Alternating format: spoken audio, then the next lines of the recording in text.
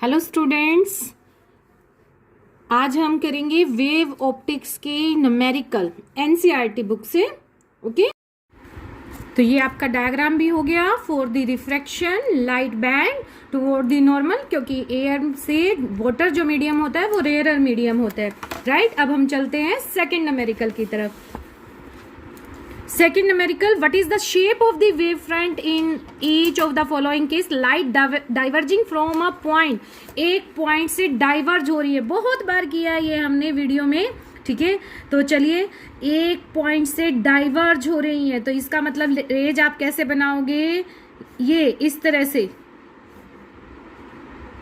तो ये लाइट कहाँ से आती हुई नजर आ रही है? From a point. तो ये क्या हो गया? एक तरह से पॉइंट सोर्स ऑफ लाइट। तो इसमें आपका वेव फ्रंट कैसे बनेंगे?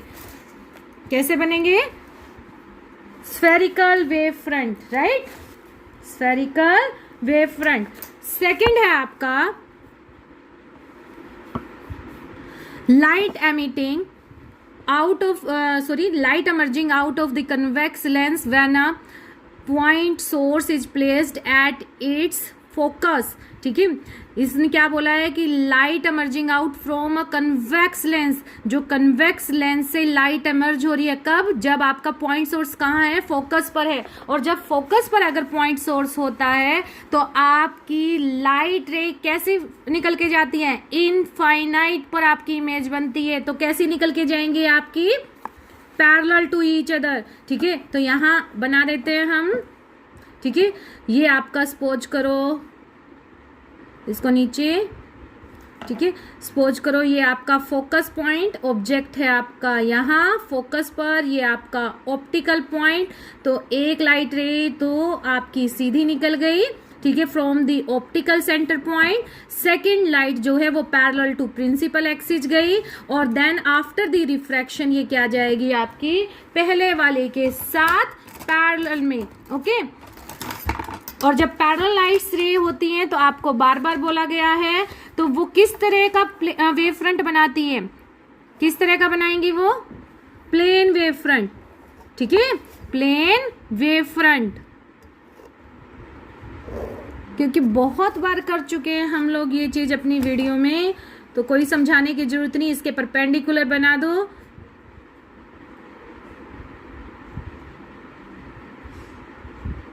ठीक है, तो ये क्या बन गया? आपका प्लेन वेव फ्रंट। राइट,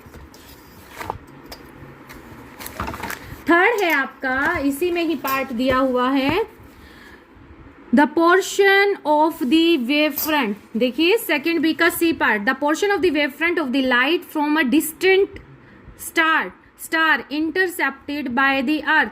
ठीक है, अब स्टार से जब लाइट अर्थ पर आएगी तो इसका मतलब from the very far away object से आपकी आ रही है। इसका मतलब कि आपकी पैरेलल लाइट आएंगी अर्थ पर। ठीक है, कैसी लाइट आएंगी? पैरेलल लाइट आएंगी। सपोज करो ये आपकी अर्थ है, ठीक है, ये आपका यहाँ स्काई है, स्काई से आपकी जो लाइट रे है वो कैसी आई? पैरेलल में आई अर्थ पर।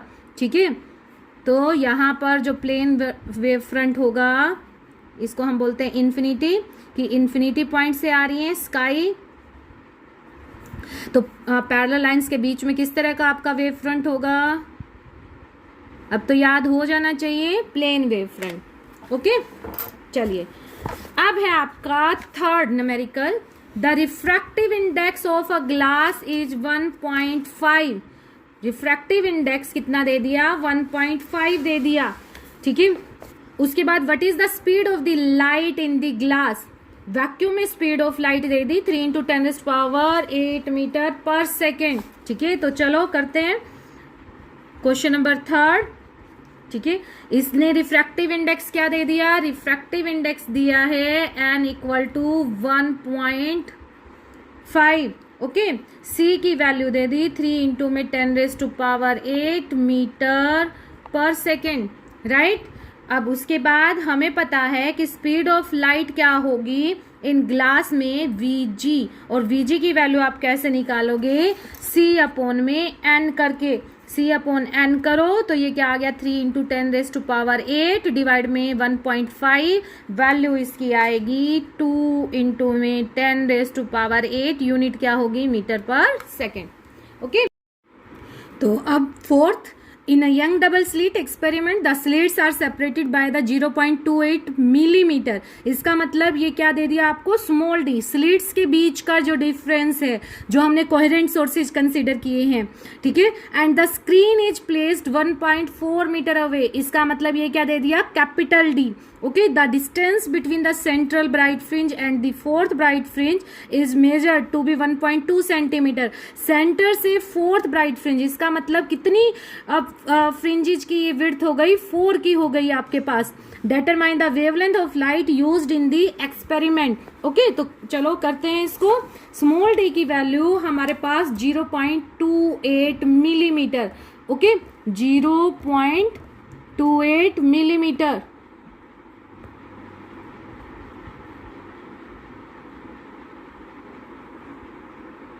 and then capital D we have 1.4 metre, 1.4 metre. n की वैल्यू इसने कितनी दे दी, 4।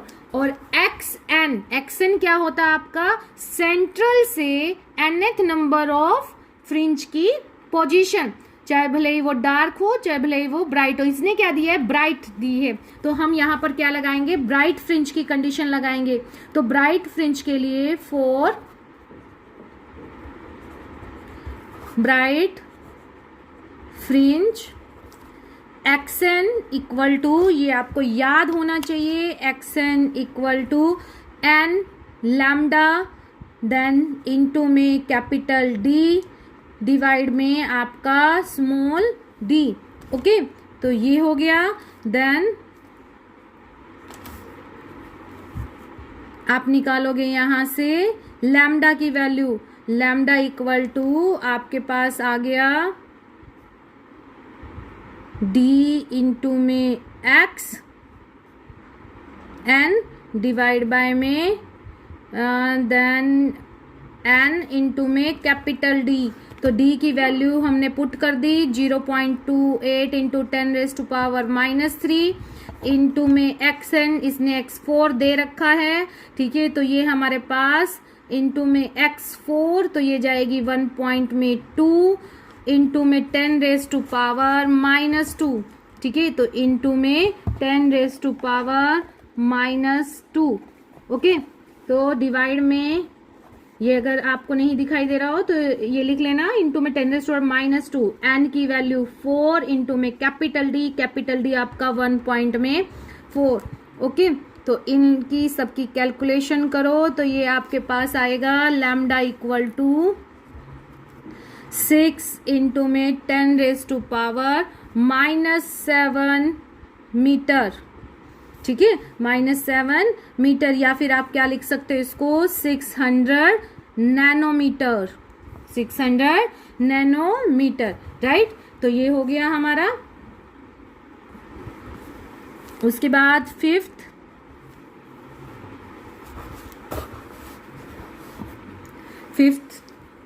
in a young double slit experiment using a monochromatic light of the wavelength lambda, the intensity of light at a point on a screen where the path difference is lambda is k unit.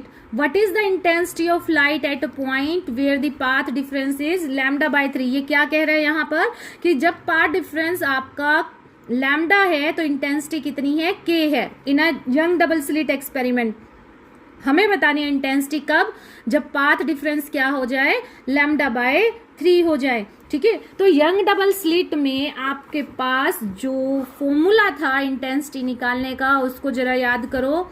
In young double slit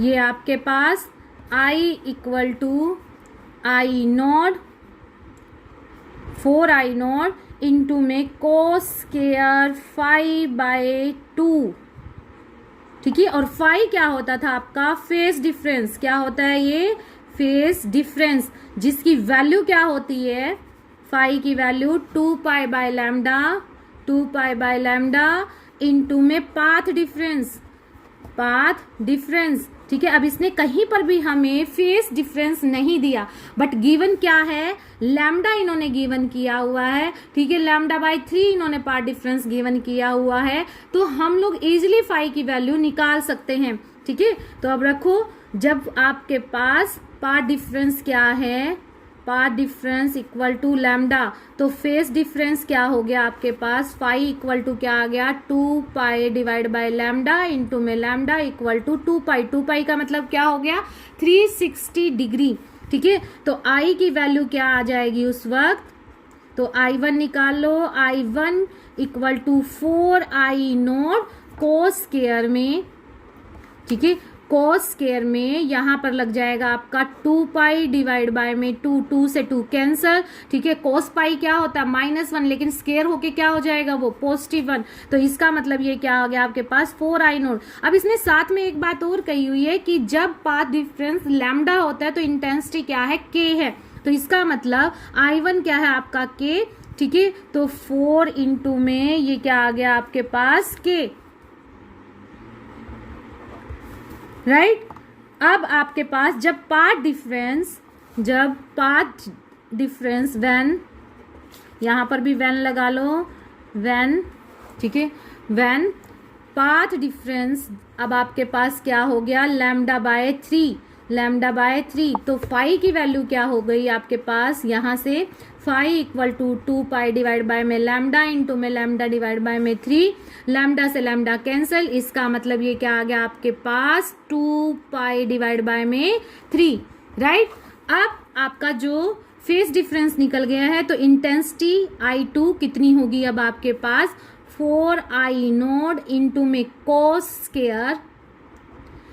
square 2 pi divide by में 2 into में 3, 2 से 2 cancel हो गया आपके पास, तो ये आ गया आपके पास पाई बाय 3, पाई बाय 3 का मतलब 60 डिग्री। 60 डिग्री जब हो थीटा की वैल्यू, तो कोस थीटा किसके इक्वल होता है, कोस थीटा होता है आपका 1/2। ठीक है, मैं यहां लिख देती हूं, कोस 60 डिग्री क्या होता है आपका 1/2। ठीक है, तो यहां से आपके पास I2 जो है वो क्या आ गया, I2 की वैल्यू 4I0 इंटू में, अब कोस स्क्वायर है तो 1/2 का स्क्वायर करेंगे आप, 1/2 का स्क्वायर करेंगे तो ये आएगा 1/4। ठीक है, तो 4 से 4 कैंसिल, तो ये क्या आ गया आपके पास I0। तो इसका मतलब इंटेंसिटी जो है वो आपकी क्या हो गई, डिक्रीज हो गई।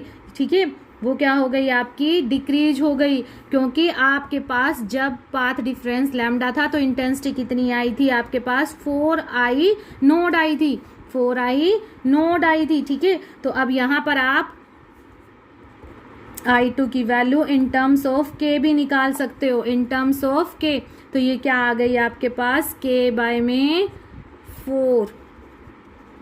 ठीक है, k बाय में 4, राइट। तो अब हम करते हैं न्यूमेरिकल नंबर 6, न्यूमेरिकल 6।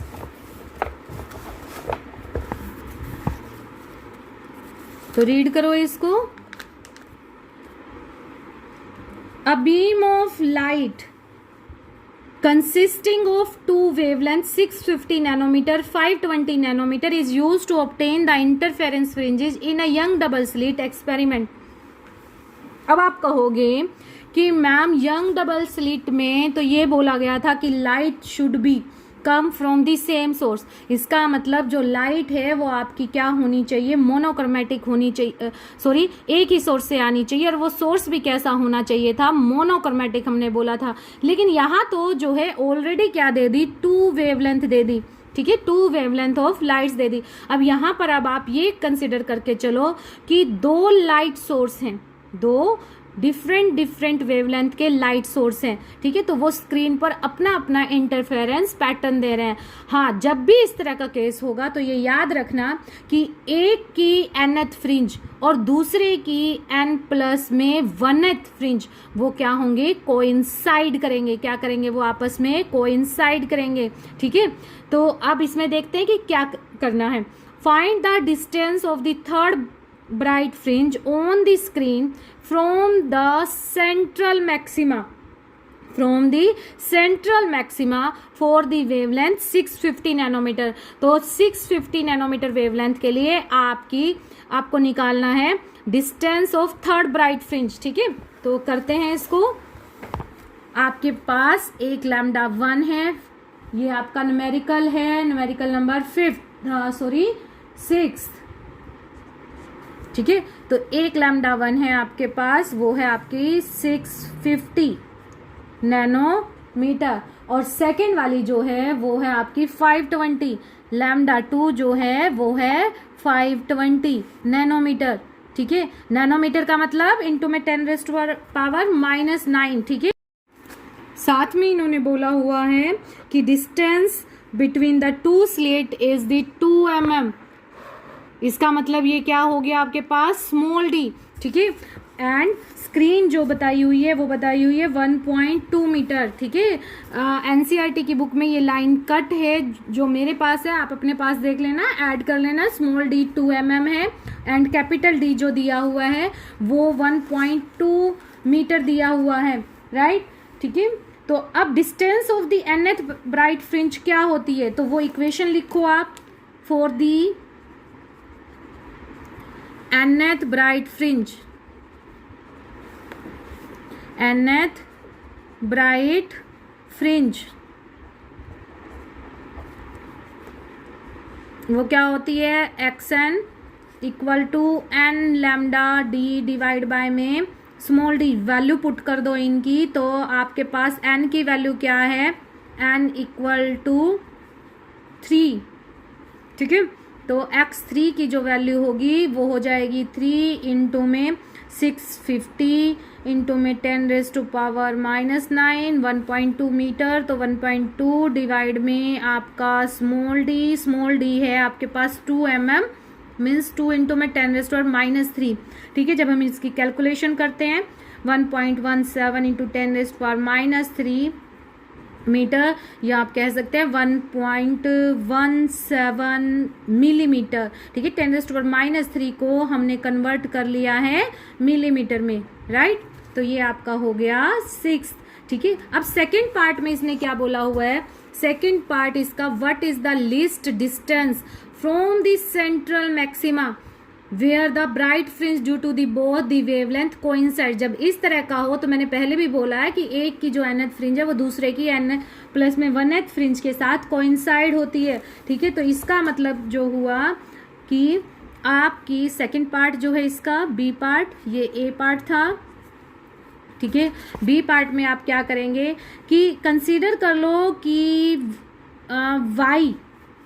वाई हमने कंसीडर कर लिया, minimum distance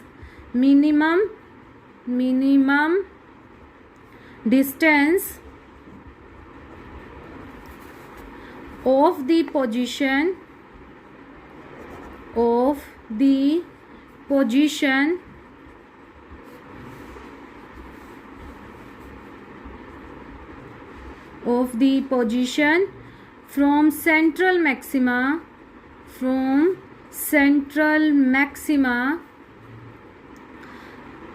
where we get from the central maxima where nth bright fringe due to lambda 1 and n plus में 1th, जो छोटी होगी वेवलेंथ उसकी n प्लस में 1th आपको लेनी है, n प्लस में 1th bright fringe due to lambda 2 coincide. ठीक है, ये लाइन आपको याद भी रखनी है, क्लियर। तो इसका मतलब जो y है आपका वो लैम्डा 1 की वजह से वहां पर क्या मिल रहा है हमें, nth ब्राइट फ्रिंज, तो उसकी कंडीशन लगाओ n lambda 1 d divide by में स्मॉल d, और दूसरे की वजह से क्या मिल रही है आपको n प्लस में 1 वेवलेंथ कितनी हो गई लैम्डा 2 d डिवाइड बाय में स्मॉल d। ठीक है, तो इनको कैलकुलेट करो, इनकी वैल्यू पुट करो। ठीक है, तो यहाँ से आपके पास क्या आ जाएगा, यहाँ से आपके पास आया n अपॉन में n प्लस में 1, देखो d से d कैंसिल कर दिया है मैंने, स्मॉल d से स्मॉल d कैंसिल कर दिया है, तो n अपॉन में n प्लस 1, ये आपका आ गया लैम्डा 2 डिवाइड बाय में लैम्डा 1, जिसकी वैल्यू आ गई 520 डिवाइड बाय में 650, राइट। इसको जब कैलकुलेट करेंगे तब हमारे पास आएगा 0.8, यूनिट कुछ नहीं होगी क्योंकि पोजीशन कौन से नंबर की ब्राइट फ्रिंज है उस पे यहाँ पर हम बात कर रहे हैं n अपॉन में n प्लस में 1। ठीक है, तो n की जो वैल्यू है अब वो हमारे पास क्या आ जाएगी, n की वैल्यू n इक्वल टू हमारे पास, तो n की वैल्यू क्या आ गई अब यहाँ से 0.8 प्लस में 0.8 n। ठीक है, तो यहाँ से हम लोग इस 0.8 n को इस तरफ ले जाएंगे तो ये हो जाएगा n माइनस में 0.8 n। ठीक है, इक्वल टू ये आपके पास 0.8 आ गया, जहाँ से हमारे पास जो n की वैल्यू है वो क्या आ गई, 4 आ गई। ठीक है, ये देखो इधर आएगा आपका 0.2। ठीक है, 0.2 equal to 0.2 n equal to 0.8। ठीक है, तो n इक्वल टू होगा 0.8 डिवाइड में 0.2, तो n की वैल्यू यहाँ से आ गई हमारे पास 4। ठीक है, अब फॉर द ब्राइट फ्रिंज के लिए nth के लिए हमारे पास क्या फॉर्मूला होता है, y equal to n lambda d upon में d for the first wavelength. ये आपके पास लैम्डा की वैल्यू लैम्डा 1 पुट कर दो, सारी वैल्यूज पुट कर दो। ठीक है, तो आपके पास ये आ जाएगा 4 इंटू 1.2 650 इंटू 10⁻⁻9 2 अपॉन में 2 इंटू में 10⁻³ कैलकुलेट करके आपका आंसर आ गया 1.56 इंटू में 10⁻³ मीटर। इसको हमने 10⁻³ को हमने mm में कन्वर्ट कर लिया, तो आंसर आया 1.56 मिलीमीटर, राइट। तो आज के लिए इतना ही, नेक्स्ट के न्यूमेरिकल हम लोग नेक्स्ट वीडियो में करेंगे। If you like it then subscribe my channel. Thank you.